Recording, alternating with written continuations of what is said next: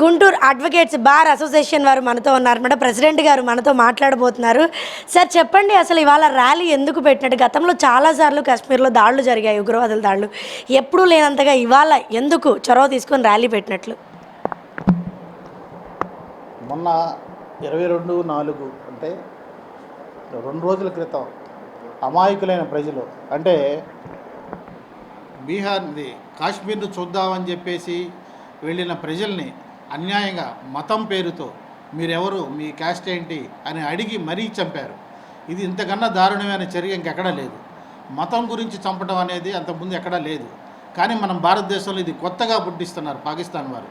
పాకిస్తాన్ వాళ్ళే టెర్రరిస్టులు, వాళ్ళే చంపారు అని అంటానికి ఆధారాలు చాలా మన గవర్నమెంట్ దొరికినాయి.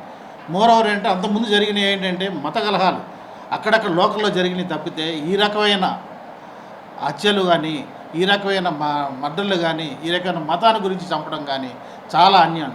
దాని గురించి మీ బార్ అసోసియేషన్ తీవ్రంగా ఖండిస్తూ, దానికి ఎవరైతే చనిపోయారో వాళ్ళకి ఒక సంఘీభావంగా, అలాగే ఎవరికైతే దెబ్బలు తగిలినాయో, ఎవరికైతే ఇబ్బందులు పడ్డారో వాళ్ళకి సంఘీభావంగా ఈ రోజున ఈ బార్ అసోసియేషన్ సంతాపకంగా ఈ ర్యాలీ నిర్వహించాం. ఇవి ముందు ముందు జరగకూడదని, ఇట్లాంటి చర్యలు ఇక్కడే కాదు భారతదేశంలో ఎక్కడా జరగకూడదని చెప్పి మా బార్ అసోసియేషన్ పాటిస్తూ అనుకుంటూ ఈరోజు ఈ ర్యాలీ నిర్వహించాం. Thank you sir, thank you so much.